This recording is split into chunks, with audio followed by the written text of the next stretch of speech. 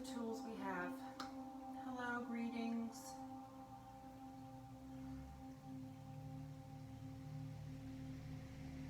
Take just a minute to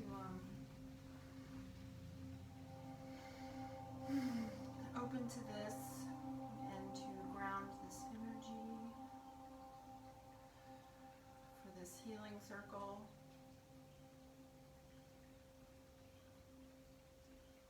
I'm offering a brief energy healing example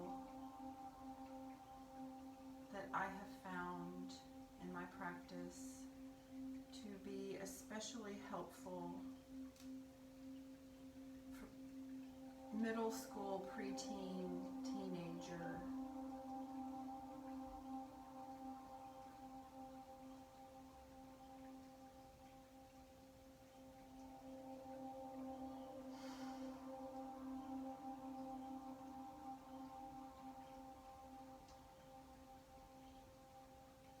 How to take the chaos in their lives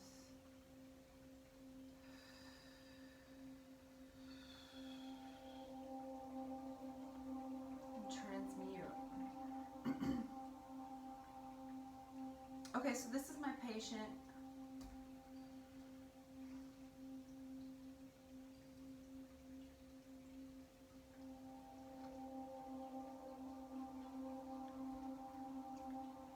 Part of this practice, let's go over a few things. I made some notes so I could recall easily.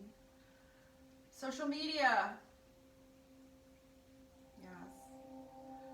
I hear how that's weird.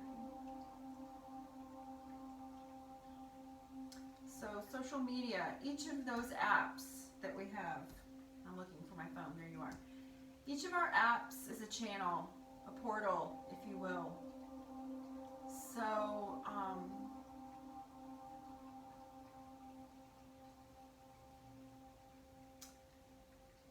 especially as empaths and young people, all of these open portals are just opportunities for energy.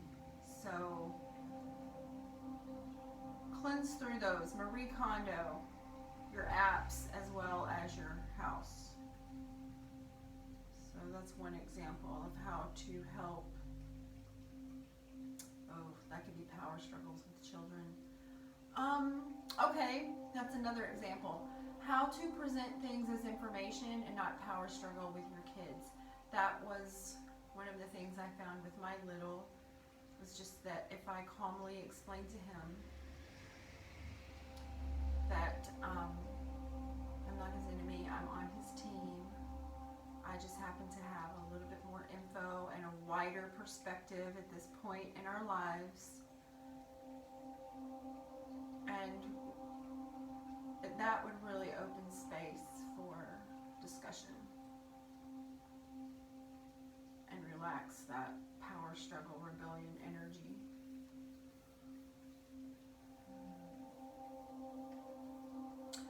Also, just basically how I approach this is bringing in all of our tools. So I incorporate, and depending on the little or the child or young adult, the earthling, depending on the earthling, you know, like for example, I have incense going right now. Some earthlings can't handle smoke or smell, or they can't process as well. One can be an opportunity to open some channels, but two,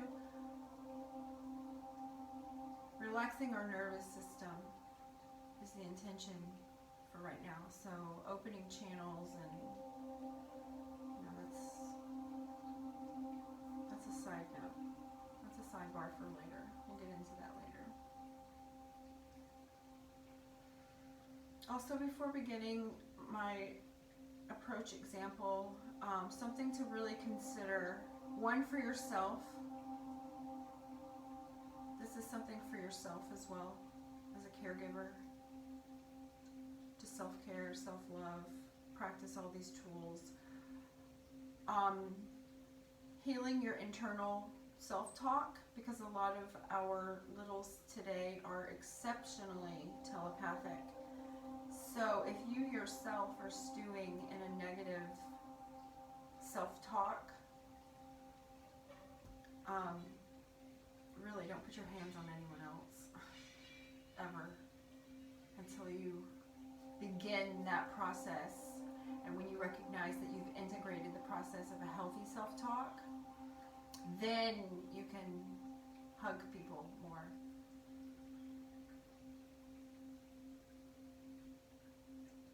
Yeah, self-talk is very important. If there's conflict in the home, and there's negative self-talk or thought regarding other people in the home, that affects littles. So getting your own mind right is honestly step one. Step two, extend the healing through your littles.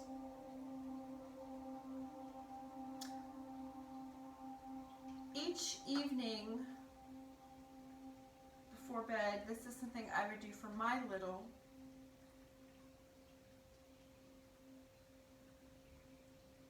And it really set him up for sleep and dreams.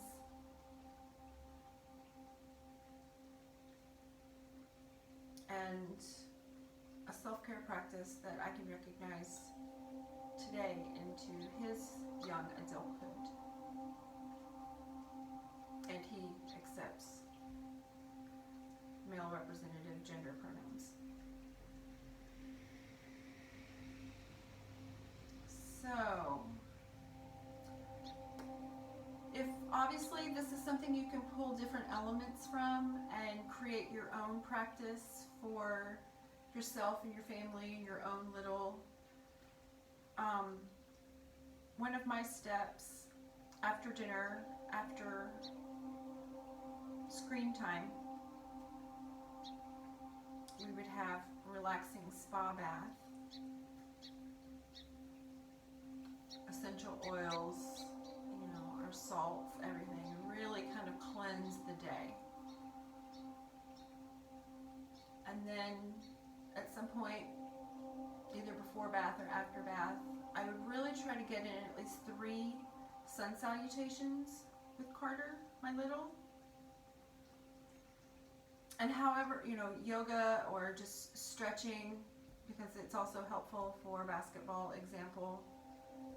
Implement your language and activities.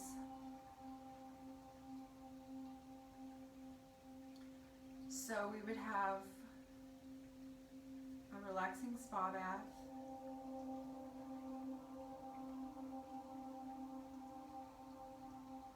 And then when it was time for him to climb into bed, we would have a little massage,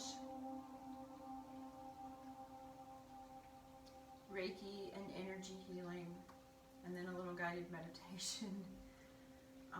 I incorporate sound healing. Again, you can build your own practice with this and explore.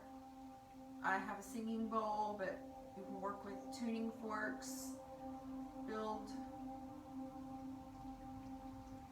quite elaborate healing practices. I love it, actually, when it feels good, and it's just so helpful for the whole neighborhood, really. When this house vibrates really, really high, I extend that to my neighbors. Something to consider, say, for example, you are moving energy through the body and you find something, recognize that for a period after, that can take processing time, integration time, releasing time, all kinds of things. And that can have different looks. So if you have a breakthrough in healing somewhere, recognize there'll be a little bit of a, not a backslide, but though a moment of integration. So I typically give 3 days, but for example, in some work I did recently, I needed like a week to kind of just, you know, like vacation time. So keep in mind this is an informal tutorial, so we're a little bit more relaxed in this moment. And also I'm trying to figure out how to deal with my the scarecrow. Something I want to touch on briefly before I start moving energy through these pillows, and olive branches. Acupuncture, Reiki, pranic healing, yoga, hot yoga, acro yoga, kickboxing. There's a lot. I really kind of want to emphasize on some acupuncture though. Depending on the little and the chart of the little, I would especially look where the Mercury is in the child's chart. I would look where the Mars is in the child's chart. Learning those two things about my child completely changed how I communicated with my child. And I can extend on that in another video. If someone wants notes on that, let me know. But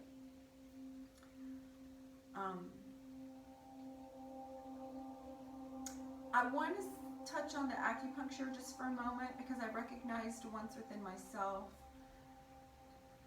I have a lot of Mars and places, well, Aries in places. So that act of the puncture and the release, I find is, it gets directly into pathways and channels, and it's actually very, really, really nice.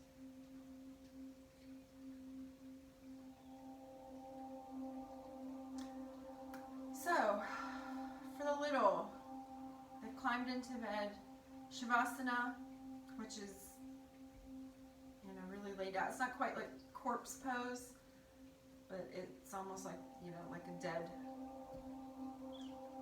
body. Shavasana. It's, gosh, I realize now when you in yoga speak. Okay. A lot of times when your child is in bed, it's probably difficult to get above the headboard like this.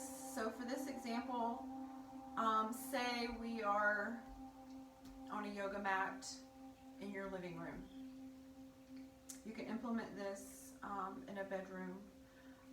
Before bed though, with my little, we would do a little massage first and really get relaxed. If this is like a niece type person or just a little in your family, familiarity levels, it might not take as long for the energy to blend. I'm trying to incorporate this also because sometimes a lot of this world are already energy healers, and so you already have your practice for like when people come to you and, you know, how you approach casting a circle of protection. That's one also thing to consider. Depending on what your little is going through, crystals, laying a crystal grid around the bed, around the room, around the house, programming the crystals. Say for example, if you're doing one around the bed, you could potentially have 4 to 5 crystals depending in size. You know, you want them to be able to do the work. And you can just create a crystal dome around your child, around their bed, circle of protection. Be mindful when you lay these crystals, if something then disturbs the force, so have other crystals charging like a backup grid, charging and ready to go, so that if something disturbs this grid, you can cleanse the space, and relay.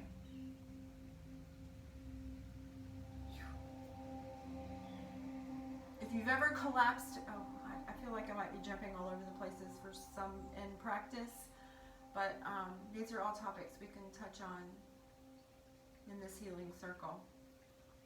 Just comment or something. But if you've ever collapsed a grid, you know the chaos that can ensue.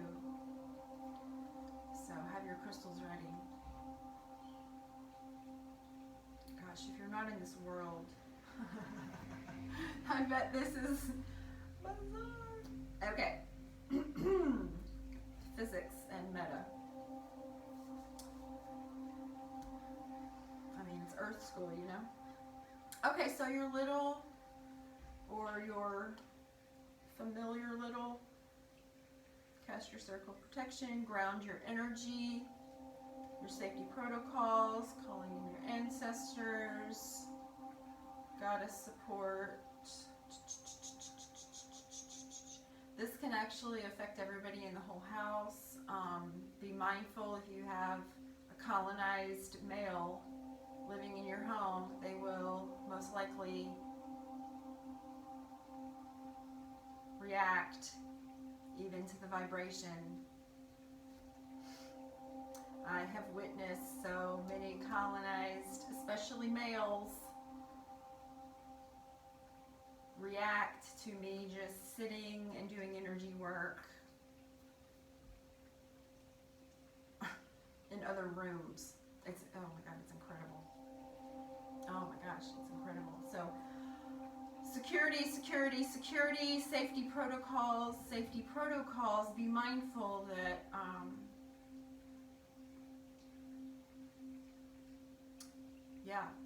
anybody working with internalized colonization, anybody working with extreme patriarchy, typically reacts.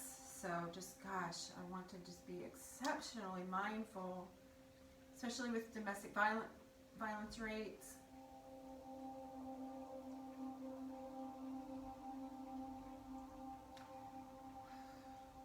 And of course, it's not always colonized males, but they typically, percentage-wise, feel more entitled to violently react. So just be mindful. If there's a colonized male in proximity to healing, they will react. It typically will then initiate some healing, but first there will be so, you know, just make sure everybody's safe. Make sure there's, you know, there's safety.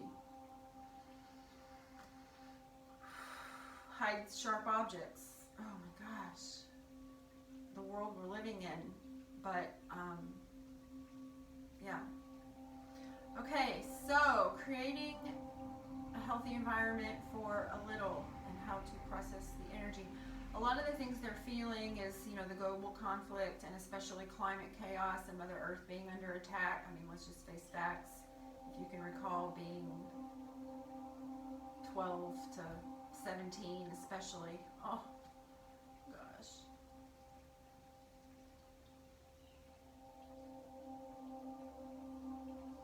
You're hypersensitive to Mother Earth and stimuli, so depending on,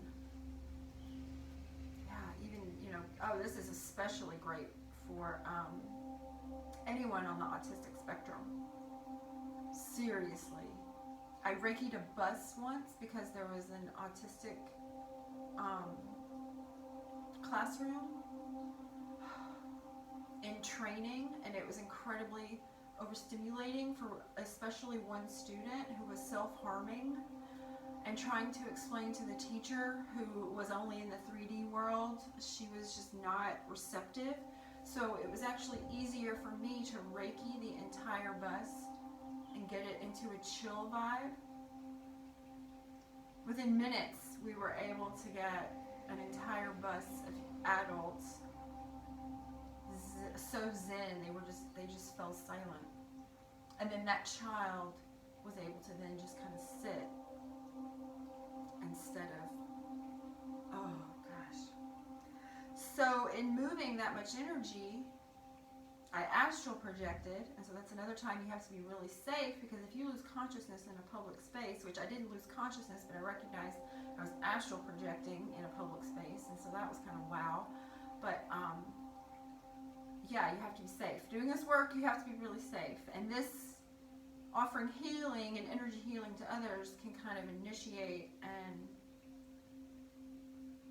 light fire within you to then want to do more work. So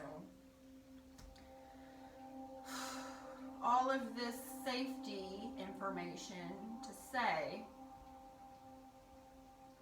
we're going to put our hands together.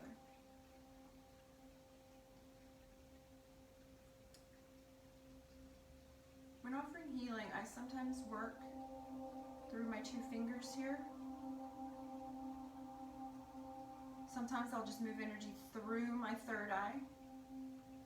As you develop your practice and as you're working with the particular little or adult, I would also offer this to my lover, or that's pretty much it. But I don't get familiar with a lot of people. But fingers. Okay, so for example, this is a head. This is my, there's not one stuffed animal in this space, so we're working with what we have. This will be the head, and this will be the head.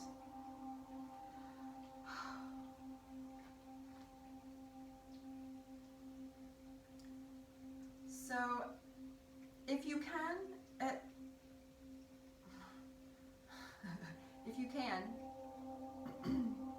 when you can, I especially love holding the head. Oh gosh, it's so helpful. But I really like to start at the beginning, like at the top of the body. I'll cast a circle.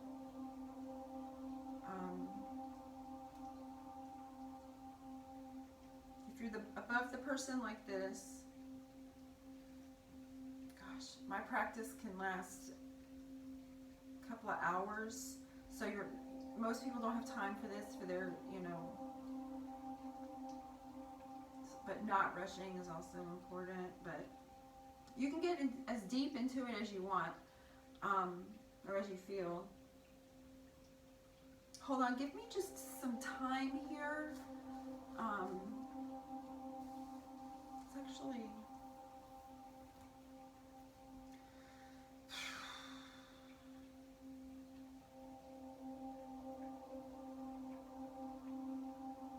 happy Harvest Festival, everyone.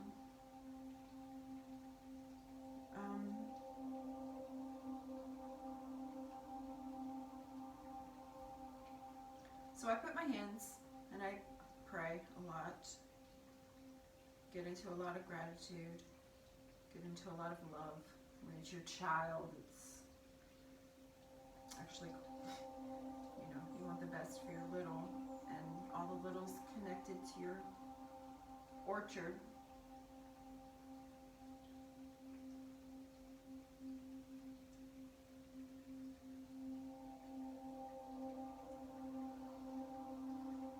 So then start with my fingers at the third eye. Just kind of offer,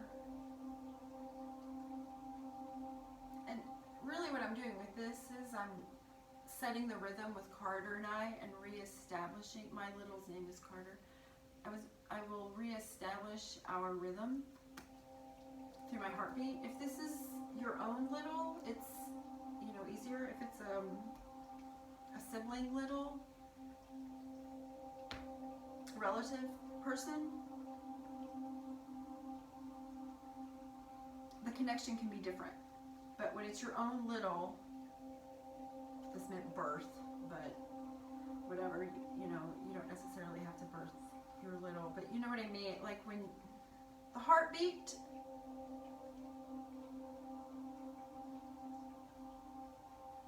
and the rhythm, that's what this is.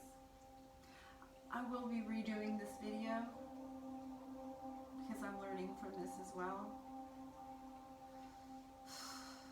Okay. Working with the pumpkin is... Oh, witches! So,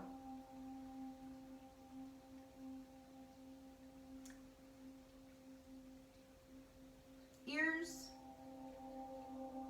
When I'm doing this, I'm sending light through also, and just the whole time how much I love my child, how loved they are, but also giving them space for their own clearing and to help. You know, this right here is basically silence the world. You're so wonderful and magical, and just reboot all of that self-esteem.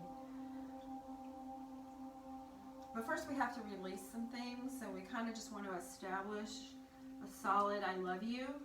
That's what we're doing. Solid I love yous. You are loved. Oh my God, it's just the message. So, after we establish some connection, I will incorporate a little bit more massage. And keep in mind, I know I said this could last 2 hours. It can also last 15 minutes. Like, don't get stressed about it. The whole point is to alleviate stress, but I'm also a Gemini moon and just trying to cover everything. And my partner, okay. Thank you, partner. Okay, so relaxing the shoulders. I will, like I'm a cat, maybe, because also this video might not be quite so easy to see. Zoom in, technology. So cat, relax the shoulders. So this is something that I kind of added to my practice that I have found basically everyone loves and needs this. Okay, so I'll go under the back, like under the shoulder blades here, like I'm hatching someone's angel wings, is what I call it. And I lift up a little, and I slowly work up the sides of the spine to the neck here, lifting a little and pulling, because people are so what the intention with that is to kind of stretch out. You know, kids have that spot there, their stork bite. You can offer a hand there, moving that energy. You're visualizing the moving of the energy, and you're moving the energy. When you feel yourself connect to it, you're like, wow. So that's also why you have to have clear, pure thoughts, loving thoughts about yourself, about the others. If you're working on things on your own, just be mindful of how that can feel to a little, because they're exceptionally telepathic and empathic.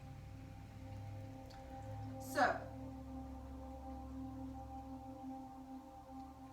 this is the neck. We're stretching, massaging, arms we'll get to. So then we're holding the head. Everyone loves this. A cranial hold is one of the best gifts you can give. Holding someone's head for 5 minutes in a cranial hold like this, oh my gosh. With this, I'm sending electricity through my hands. Also, it kind of depends on the patient, or the little, or the client, if you're also an energy worker like myself, but moving the energy through, holding the cranial, or holding the head here, you get an opportunity to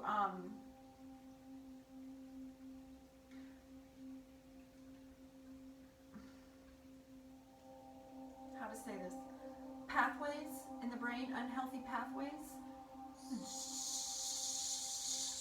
and then that's searing them off or whatever, sealing them. Yeah, apply a sealant to unhealthy pathways, and then send light to activate healthy pathways. A lot of times you'll want to close your eyes during all of this because it allows you to both see, like you can make notes. Tracking is very important if you want, but yeah. So in order for, okay, so we'll do like a cleansing wave, a cranial hold. This really helps relax. And while we're doing this, we're just like washing the day away, okay? Any stresses that little would have during the day, we're just washing them away in our cranial hold. We're massaging here. You know, just think about it, you know, especially like when you're little. Now these are also things that you have to have done for yourself, you know, in coronavirus times. You may be doing this on your own. I work with crystal ball a lot. So, here's another, oh, this would be so much, okay. Pumpkin head. This mask is on pumpkin head to represent a mouth, but it might not actually be working. No. So, we'll want to place our fingertips on the third eye and just electric skeleton, sending pathways or energy through the pathways. A lot of times, and you can work on this at your own pace, and depending on where you are in your energy practice, and I'm realizing the sunlight is beginning to come through the window. Moving through the body, working at the feet, you can open, ooh, sunlight. Oh, and this is 30 minutes. Okay, we're gonna work through this.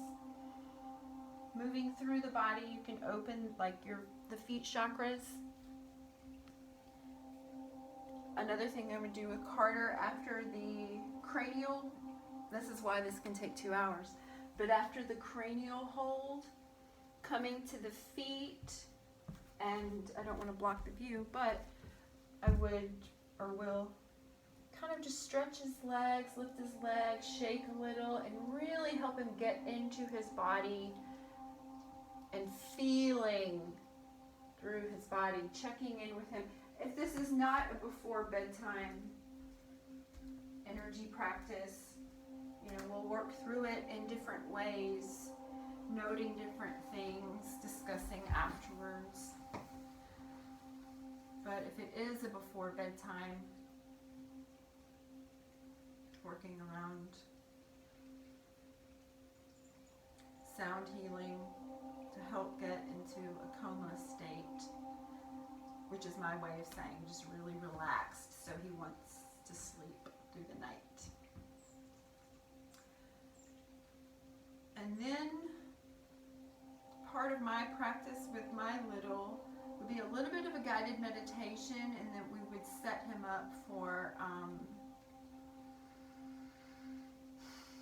basically clearing his mind and creating a vision for him to dream into. So I would ask, you know, set the stage, beach, hiking through the mountains, you know, where do you want to go? Envision where we are, setting that place so we can really see ourselves there. And then building his vision for him to fall asleep, dreaming into. I especially didn't want my little stressing about the next morning, so that's what a lot of this is about.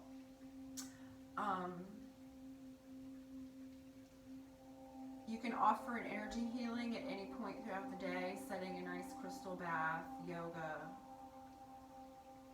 building more self-care into one's daily practice. Again, extra tools, noting, aromatherapy. Oh, that was something I would do, especially with Carter. Okay, this is aromatherapy. So as soon as Carter would climb into bed, one of the things we would do, I would put the essential oil on my hands, and then we would have like 3 or 4 exceptionally deep breaths. And then that would be, yes. So I'm going to redo this video. I'll probably post it for people so then they can also just be kind of like thinking about these kinds of themes. And then another video kind of honing a little bit of this process and maybe finding some type of, I don't know, now that we're in this pumpkin, I kind of just want to, I'll draw a face on this pumpkin. And I'll figure out how to shorten it and incorporate. But anyway, so this is part of my practice, and I wish everyone a great day.